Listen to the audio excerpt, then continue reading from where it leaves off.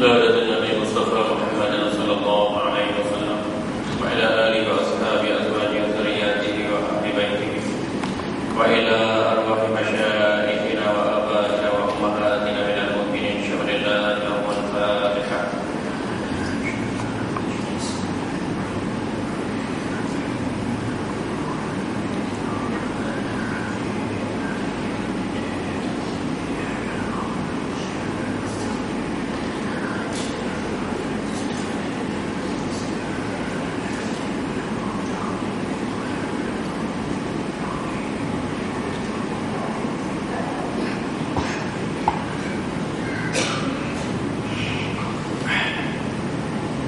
صلى الله عليه لا إله إلا هو الحي القيوم أتوب إليه.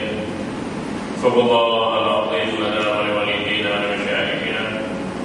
صلى الله العظيم لنا ولوالدينا ولمشايخنا ولجميع المؤمنين والمؤمنات من أمة محمد صلى الله عليه وسلم.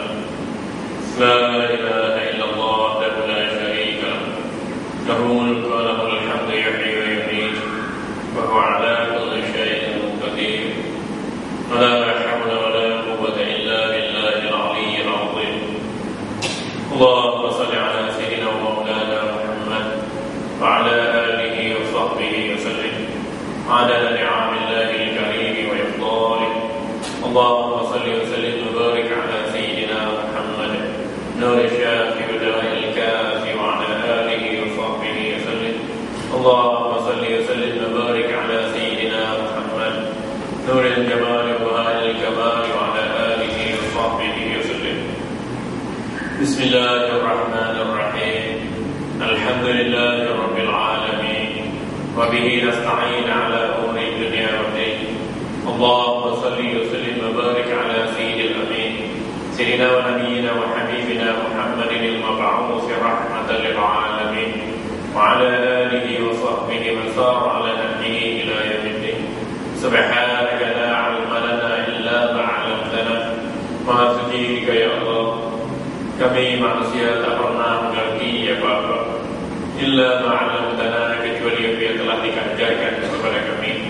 Innaka antal alimul hakim, sesungguhnya Engkau lah ya Allah yang Maha mengetahui lagi Maha bijaksana. Allahumma aghnina bil 'ilmi ya Allah, kayakan kami dengan keilmuan. Wazayyinna bil hilmi ya Allah, hiasi diri kami dengan kelembutan. Akrimna bil taqwa ya Allah, muliakanlah kami dengan ketakwaan. Wajamilna bil afiyah ya Allah, perelokkanlah tubuh badan kami dengan kesehatan. Allahumma ja'alna mimman yastami'una al-qawla fayattabi'una al-ahsan. Ya Allah, jadikanlah kami semua ini dari kalangan hamba-Hamba-Mu yang mudah mendengar nasihat dan dari pembimbingan yang baik. Dan berilah kekuatan kepada kami untuk melakukan amal ibadah yang terbaik. Walhamdulillahirabbil alamin. Assalamualaikum warahmatullahi wabarakatuh. Apa kabar saudara-saudara? Alhamdulillah, pada malam ini Allah masih lagi memberi subsidi yang kepada kita untuk hidup dan menggerakkan naluri hati kita untuk terus memperhambakan diri kepadanya. Mudah-mudahan dengan akidah yang sahih, amal ibadah yang benar, yang kita lakukan sentiasa memberi nilai tambah dalam kehidupan kita, baik ini seterusnya dan seterusnya. Sama orang lama tak dapat hati, bukan mengajuk, bukannya kenapa, kerana tekangan tugas terpaksa berhulu hilir hingga ke luar negeri, luar negara. Jadi alhamdulillah, Al-Fadhil Ustaz Sabri telefon datang ingatkan ke 3 hari lagi. Dan alhamdulillah kita ada sedikit kesempatan. Mudah-mudahan Allah sentiasa menghimpunkan kita dalam kebaikan. Tuan-tuan hadirin yang dirahmati Allah, alhamdulillah kita beraya. Beraya ini tiba masanya untuk kita pulang ke kepada Allah. Maka kita kata kullu amal bi khair. Bi khair maknanya setiap tahun semoga dalam kebaikan. Dalam kebaikan itu sebab kita mentaati Allah. Dalam kebaikan itu sebab kita berjaya mengatasi ketakan hawa dalam kebaikan itu sebab kita sempurnakan ibadat kepada Allah. Jadi kalau kita beraya tak kira dosa pahala, maka minum ala haram, mayang tak dosa auratnya, itu bukan beraya, itulah jadi hantu beraya. Orang beraya maka minum minyak Allah, hubungkan silaturahim dengan Allah. Dan hari-hari untuk kita pulang ke pangkuan Allah. Maknanya kalau kita nak balas dendam, nak cari nikmat dunia, mata-mata yang beraya-raya, terlupa padanya, maka kita bukan berhari-raya, tapi kita sebenarnya menjadi hantu raya. Allah, mana sambungan pelajaran kita? 33. Tajuk wajib mengenai arah kiblat. Saya tanda lintasan seseorang dia tidak membatalkan salat.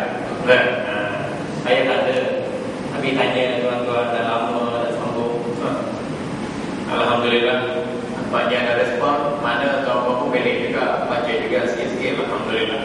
Lintasan seseorang tidak membatalkan salat. Ini dalam kes kita semayang orang lintas. Gambar awalnya kita semayang orang lintas. Orang lintas itu kalau dia lintas dalam jarak untuk kita bersujud, mana dalam jarak 3 hasta. Contoh kita 3 hasta ni, 3 hasta kan. Kalau kita berdiri sini, ni. Nak kira 3 hasta, kaki tempat kita berdiri 1 hasta, 2 hasta, 3 hasta. Ni 3 hasta ni betul. Ini ikut sunnah ni, buat lain-lain ni ikut sunnah. Jarak dia 3 hasta. Jadi kalau kita solat kat sini, orang tu lalu melintangi jarak kita bersujud 3 hasta ni, perbuatan orang berkenaan haram. Kerana mengganggu solat kita. Jadi kita yang solat ni pesannya tidak membatalkan solat, baliknya solat kita terputus khusyuk. Baca dalam hadis yang lain yang kita akan kupas. Nabi kata dalam yang amun al-maruna maz'alaini la ayyakifa arba'ina laka khairan. Kalau orang tu mengetahui dia melintas orang sembahyang tu akibat buruknya, maka lebih baik baginya untuk tidak berjalan selama 40. Ada ulama tafsir selama 40 hari dia tak berjalan lebih baik daripada dia lintas orang sembahyang. Ada ulama tafsir dia tak berjalan selama 40 tahun lebih baik daripada dia melintas orang yang sedang sembahyang. Okey. Jadi yang dimasukkan lintas ini, kalau lintas depan daripada 3 hasta, tak apa. Tak apa. Ini dalam keadaan normal, dalam kesibukan seperti Makkah dan Madinah, kepadatan penduduk, jemaah ramai sangat, tempat ruang yang sempit. Jadi lalu lintas itu terlalu sibuk, jadi tidak boleh dikawal. Jadi kita dibenarkan melintas kerana mungkin wuduk kita terbakar, atau ada kecurian, atau ada masalah kesihatan yang lain, maka dibenarkan kita melintas. Tapi jangan eksploitasi. Kalau dibenarkan melintas pun, jangan sampai orang ada sujud itu kita langkah atas tepuk orang. Macam bapak anak buat tu, ada sujud pun dia langkah atas tepuk orang, kaki kena bau dan sebagainya. Itu cukup tidak sopan, itu tak haram juga. Walaupun dibenarkan dalam kes Mekah dan Madinah, jangan mengeksploitasi. Sampai orang nak sujud pun sujud dekat kaki kita. Kita pun pernah sujud dekat kaki orang. Allah Rabbi la ilaha illallah. Jadi dalam kes yang normal, orang yang melintasi orang sedang bersolat, maka kita orang yang bersolat ni tahan dia, falyudafi'u. Nabi kata kena tahan dia. Fa'in abad falyuqatil. Kalau orang tu lintaskan kita pun tertahan, dia nak lalu juga. Kali kedua tu Nabi kata falyuqatil. Bunuh dia. Masuk bunuh di sini bukan ambil pedang, ambil senjata, ambil bom tembak. Bukan. Masuk bunuh falyuqatil itu maknanya kita tahan lebih keras daripada tahan yang pertama. Kalau dia lintas-lintas, Nabi sebut fa'in abad falyuqatil. Itu setan. Orang sembahyang dia ganggu setan. Orang sembahyang dia lintas ke hati setan. Jadi jarak yang dikatakan haram untuk kita melintasi orang solat ialah 3 hasta, ataupun dalam kadar kita gunakan ruang berkenaan untuk sujud. Kalau dah lalu depan lebih 3 hasta tu tak apa. Okey. Imam Al-Bukhari rahimahullah dalam sahihnya, Sahih Bukhari yang kita sebut daripada kitab Fathul Bari, meriwayatkan bahawa Ibnu Syihab Az-Zuhri, Ibnu Syihab Az-Zuhri ini seorang tabi'in, ulama tabi'in yang besar, ulama besar dari kalangan tabi'in, pernah ditanya, apakah solat dapat diputus atau dihentikan oleh sesuatu? Maka Ibnu Syihab Az-Zuhri menjawab, solat itu tidak dapat diputuskan oleh sesuatu. Apa maksud sesuatu itu? Tak kira orang ke, binatang ke, kereta ke, lembu ke, kambing ke, dia minta kita dengan solat kita tak terputus, maknanya tidak terbatal. Ataupun anak kecil, anak kecil, kita sembahyang ni, kita kata kita ni baru lepas bersalin ke apa ke anak di dalam 7-8 bulan, kita payah sangat nak sembahyang masjid juga, atau kita sembahyang ke rumah. Letak anak kecil juga, tak apa, anak kecil main depan-depan tu tak apa, dengan syarat anak kecil tadi bebas daripada najis. Sama ada kecil dalam paper atau tahi-tahi dia dalam paper tu mesti dibersihkan. Jadi ibu-ibu kena ingat, kalau tak sembahyang bersama anak kecil di depan atau nak duduk depan sejadah, tak kenapa. Dia menghilangkan khusyuk dalam solat, tak batalkan solat. Tapi kena ingat, anak kecil tadi bebas daripada pengaruh najis, sama ada kecil maupun hadas besar. Okay. Kemudian budak kecil ni kita tengok juga, kalau lah kita katakan anak tu hanya menerima susu daripada ibunya, tak makan apa-apa lagi, susu daripada ibunya, itu sebagian ulama kata dimaafkan haji itu daripada dia, kerana dia tak makan benda asing, tak makan lagi. Tapi kalau dah setahun, kita katakan setahun lebih, nak makan campur benda lain, nasi bubur dan sebagainya, najis dia tu dah kira sebagai najis yang normal, maka kena bersihkan dulu anak kita daripada musuh kenajisan. Lepas tu kalau kita bersihkan kecil dia berak dia, kita pakai paper baru pakai, dia kita letak situ, dia nak lintas pun tak apa. Kalau anak tu pakai paper kecil najis, kalau kita sembahyang dia pergi parking kita, maka kita dikira menanggung najis dan batalkan solat. Sebab syarat solat ialah suci daripada hadas kecil dan hadas besar. Yang ini pandangan yang dikemukakan oleh Ibnu Syihab Az-Zuhri, katakan solat tidak terputus akal, tidak terbatal dengan dikasar sesuatu. Yang dimasukkan sesuatu sama ada benda, orang, binatang atau sebagainya. Aku pernah diberitahu oleh Urwah bin Zubair. Urwah bin Zubair ini adalah sahabat Nabi radhiyallahu anhu, bahawa Aisyah radhiyallahu anha pernah mengatakan, sungguh terjadi bahawa Rasulullah sallallahu alaihi wasallam lalu menunaikan salat pada satu malam, ini qiyamul lail, dan aku melintangi antara beliau dan kiblat di atas katil. Aisyah radhiyallahu anha ada atas katil, tapi atas katil bukan kata Rasulullah dan sujud atas katil, tidak. Maknanya melepasi tahap atau ruang yang digunakan oleh Rasulullah sallallahu alaihi wasallam untuk bersujud. Jadi, kalau kita kata kita duduk macam ni, seolah kata Nabi duduk macam ni, ini ruang yang digunakan untuk bersujud dalam jarak 3 hasta ataupun 2 hasta lebih.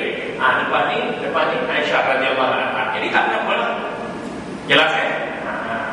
Yang salah faham. Ada setengah orang baca hadis, dia tafsir, dia kata tak apa, Aisyah tu sini hadis banyak ni. Habis nak sujud kat mana? Kalau betul-betul duduk depan tempat yang sujud, nak sujud kat mana? Allah Rabbi. Al-Masruq an Sayyidati Aisyah radhiyallahu anha qala, faqad zakara indaha ma yaqta'u salat, faqila al-kalb wal himar wal mar'atu, faqalat shabbahtumuna bil humri wal kilab, wallahi laqad ra'aytu an-nabiy sallallahu alaihi wasallam yusalli wa inni 'ala as-sarir bainahu wa baini qiblatun muttaja'atan fataduri al-hayatu fa'ukrihu an ajlisa fa'udhi an-nabiy sallallahu alaihi wasallam fansallu min inda rijlayhi. Daripada Masruq, juga sahabat Nabi Masruq radhiyallahu anhu, Aisyah radhiyallahu anha, ketika disebutkan kes sesuatu yang boleh memutuskan salat, sama ada anjing, keldai ataupun lintasan seorang wanita, maka Aisyah radhiyallahu anha menjawab, apakah kamu menyerupakan kami, yakni golongan wanita dengan anjing yang keldai? Demi Allah, aku pernah melihat Rasulullah sallallahu alaihi wasallam menunaikan salat dalam keadaan aku terbaring di atas katil yang melintangi antara beliau dan kiblat.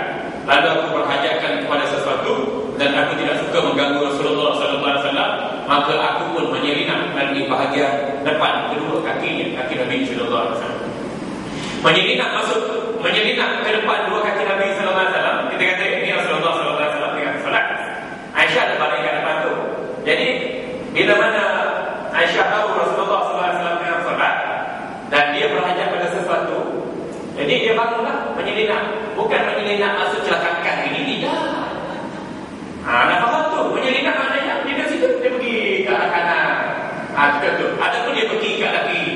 Menyelinap di depan, bukan menyelinap di celah kaki.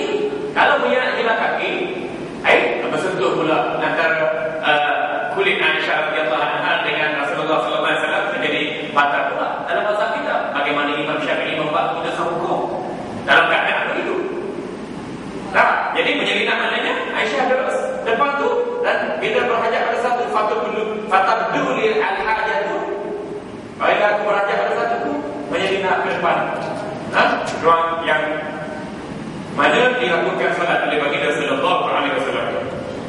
Baik. Hadis ini riwayat Bukhari rahimahullah. Berdasarkan hadis ini, tengok konteks hadis. Berdasarkan hadis ini jelaskan kepada kita bahawa pendapat yang menjelaskan terbatalnya solat kerana wanita, kerana lintasan wanita, keldai dan anjing melintas telah tidak benar sama sekali. Ada pandangan yang mengatakan ini pandangan diutarakan oleh Syekh Muhammad Nasiruddin Albani dalam sifat solat Nabi. Dia kata kalau kita solat ada orang melintas, tak solat kita. Kesian kan kita? Kita tengah sembahyang, tiba-tiba ada orang melintas. Kesian kan kita? Kita tak buat salah pun, orang melintas. Benarnya walau orang melintas dengan sengaja, dengan tidak sengaja, binatang ke tidak membatalkan solat. Dan hadis yang kita bacakan ini menjadi bukti. Baik.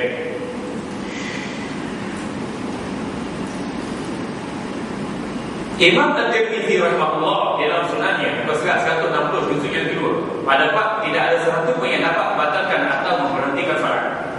Imam Tirmidzi dalam sunannya sebut, bukan Bukhari saja, dalam Muslim pun ada, dalam riwayat Tirmidzi pun ada, berkait kes sesuatu lintasan tidak boleh membatalkan solat. Manakala Al-Hafiz Ibn Hazm di dalam kitabnya An-Nasikh wal Mansukh bersurat 78 mengatakan bahawa para sahabat Nabi sallallahu alaihi wasallam dan orang yang sesudah mereka dari kalangan tabi'in menyatakan bahawa solat terbatal apabila dilintasi sesuatu. Ada juga minoriti dari kalangan sahabat Nabi dan tabi'in mengatakan solat terbatal bila dilintasi sesuatu. Ini dijawab. Untuk membuktikan bahawa solat tidak batal dengan lintasan sesuatu, sama ada anjing, keldai maupun wanita, berdasarkan kepada beberapa hadis yang kuat dan sahih. Justru tidak benar bahawa solat itu terputus atau terbatal hanya kerana ada sesuatu yang melintas, orang yang sedang menaikkan solat. Jadi kita dapat di sini pandangan jumhur, pandangan majoriti para sahabat Nabi dan juga para ulama, solat tidak terbatal dengan lintasan sesuatu. Nah, hadis-hadis itu jelas daripada riwayat Bukhari, Muslim, Tirmizi dan lain-lain di kalangan ulama yang membawa periwayatan yang kuat kepada kita. Berkenaan dengan lintasan seorang wanita, ianya berdasarkan kepada hadis yang kuat lagi sahih yang bersumberkan riwayat daripada Aisyah radhiyallahu anha. Bagaimana riwayat sahihain? Bila sebut sahihain dalam hadis merujuk kepada Bukhari dan Muslim. Ya. Hadis itu menegaskan tidak terbatalnya solat disebabkan lintasan seorang wanita atau seorang perempuan yang dewasa ke atas orang yang bersolat. Manakala kes lintasan anjing dan keldai ke atas seseorang yang bersolat berdasarkan pada hadis Abu Juhaifah yang panjang, antara lafaznya kemudian dipacatkan di hadapan baginda satu tongkat yang pendek. Baginda maju ke hadapan dan menaikkan solat 2 rakaat. Ketika itu keldai dan anjing melintasi baginda sallallahu alaihi wasallam. Ni Rasulullah SAW pernah solat di tempat terbuka. Kalau di tempat terbuka sunat, kita letak barang satu, kita pacatkan di tempat itu sebagai dinding, sebagai sutra, sebagai simbol di tempat terbuka bahawasanya kita sedang menaikkan solat. Jadi setelah Nabi SAW pacatkan satu tongkat pendek baginda bersolat, anjing pula melintas depan baginda bersolat. Ini malah ada tanah tempat terbuka. Anjing dan keldai melintasi baginda sedang bersolat. Perbuatan tersebut tidak menghalang baginda untuk mendirikan solat, untuk meneruskan solat. Dan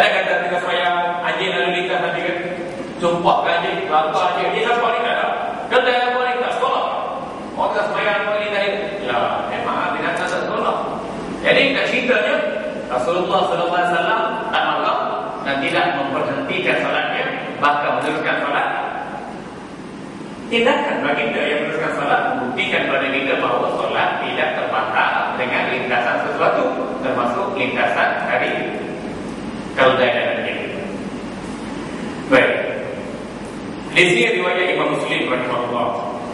An Sayyidina Al-Fadl bin Abbas radhiyallahu anhu qala zara Rasulullah sallallahu alaihi wasallam Abbasan fi badiyatin lana wa lana qulaibatun wa himaratun tur'a fasalla Nabi sallallahu alaihi wasallam al-'asra wa huma baina yadayhi falam yuzjira wa lam yu'akhkhira. Diriwayatkan daripada Sayyidina Fadl bin Abbas radhiyallahu anhu mengatakan Rasulullah sallallahu alaihi wasallam pernah menziarahi Abbas di suatu kampung kami, dan kami memiliki anjing kecil dan seekor keldai yang digembalakan. Orang dulu sahabat dulu masa jadi gaduh pakai bela anjing mereka. Zaman awal Islam pun pakai bela anjing mereka. Tapi Nabi sallallahu alaihi wasallam ajar sikit. Tak ada kata kamu di bela anjing dulu masa jahiliah boleh bela anjing, sekarang di Islam ni buang anjing. Tak memberi kejutan, sikit. Nabi kata dalam riwayat Bukhari umpamanya siapa yang bela anjing ditolak pahalanya tiap-tiap hari. Awak bela anjing, kita tak ada tujuan apa-apa. Bela anjing, gosok anjing, tidur dengan anjing, mandi dengan anjing, tak ada apa-apa, tak ada tujuan apa, bukan tujuan berburu. Ditolak pahalanya tiap-tiap hari. Kita dah pahala sikit, tolak habis duit.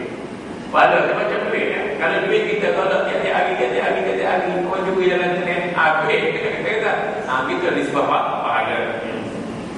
Baik, jangan kita kata sahabat dulu belanja, aku dekat tamat tak ni belanja juga. Jangan salah ambil dalil tu. Belanja zaman tambah peradaban Islam, tapi sekarang ni Pak memang belanja. Lebih-lebih lagi yang bakal baik. Kalau di UAE memang dia belanja anjing untuk buat ni berlari 100 meter, 200 meter, 4 kali 100, 400 meter. Dia belanja buat berlari dan dia buat tanggung duit rupiah. Sampai sekarang Allahu Rabbi la ilaha illallah.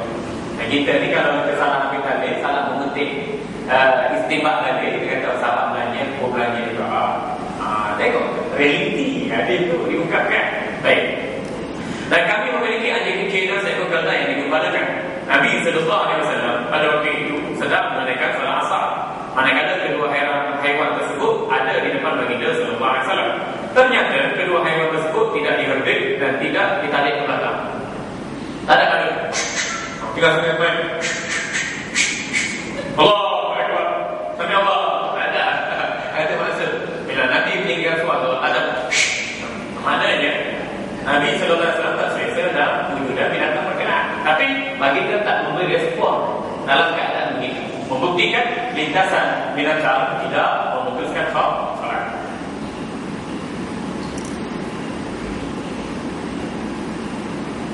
An Sayyidina Abbas radhiyallahu anhu qala aqbaltu rakiban ala himarin atan wa ana yawmaidin qad hasul ihtilal wa Rasulullah sallallahu alaihi wasallam yusalli bi Mina ila ghairi jidar fabarattu baina yadayhi ba'd as-saff wa arsaltu al-atana arba fa dakhaltu fi as-saff falam yunkir dhalika alayya.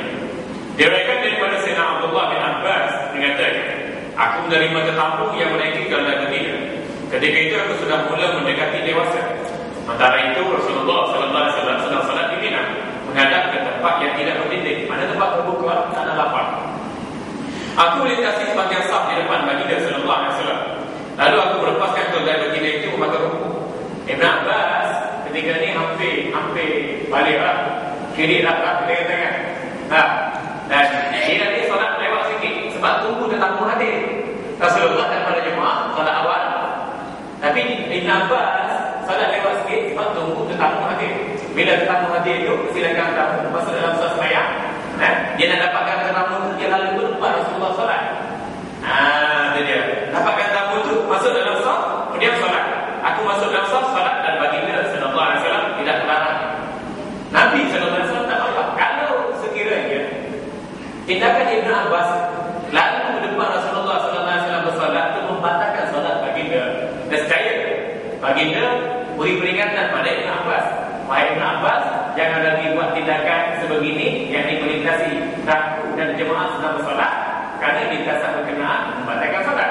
Tapi memberi petunjuk sebaliknya, Ibn Abbas lalu ke depan jemaah baginda sallallahu alaihi wasallam dalam solat. Baginda tidak nak membuktikan pada kita bahawa solat tidak terbatal dengan lintasan seseorang.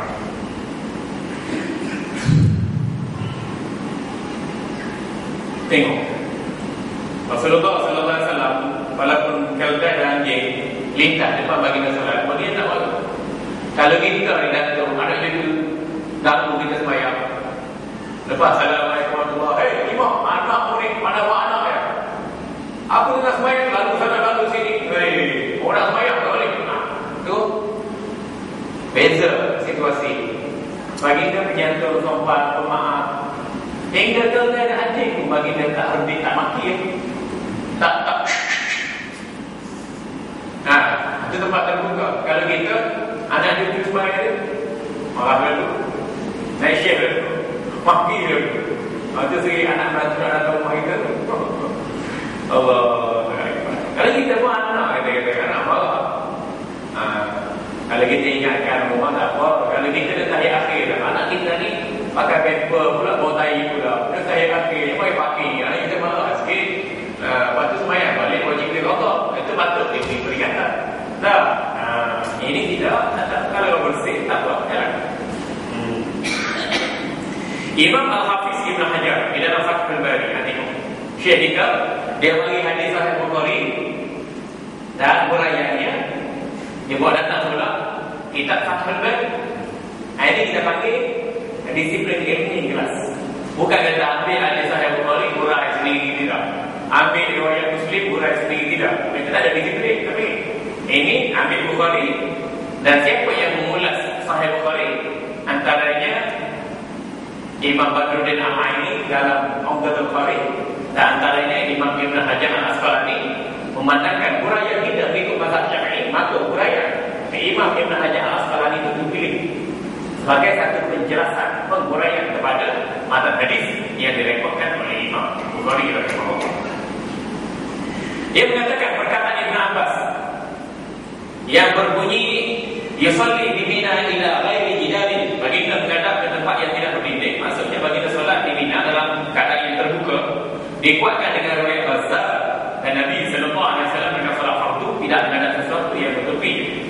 Lebih jelas lagi ialah berdasarkan pada riwayat Abu Ya'la di dalam musnadnya bahawa seorang lelaki berkata kepada Ibn Abbas radhiyallahu anhu, akan namai ayadai anazatan, qala la, adakah di hadapan Rasulullah ada tongkat pendek? Dia menjawab tidak. Tengok, ni ada dua sudut yang boleh kita ambil perhatian. Yang pertama sekali, lintasan sesuatu tidak pada solat. Yang kedua, bila Rasulullah SAW solat di tempat terbuka, kadang baginda ambil tukar baca, beri isyarat pada orang lain jangan lintas depan tu semayang ni. Tak. Kadang baginda solat di tempat terbuka, baginda tak letak satu hadangan ataupun tongkat atau isyarat. Maknanya pada kita, kalau kita solat tempat terbuka, sunat bagi kita letak hadangan kat depan supaya orang tak lintas.